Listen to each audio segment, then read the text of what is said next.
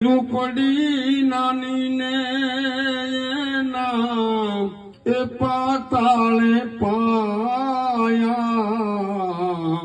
કેવી તે બનાવી રે માયા જશોદા ના જાયા કેવી તે બનાવી રે માયા જશોદા ના જાયા। એટલે ઝૂંપડીમાં પ્રેમ ભાવ આદર આ બધું ઝૂંપડીએ તમને મળશે।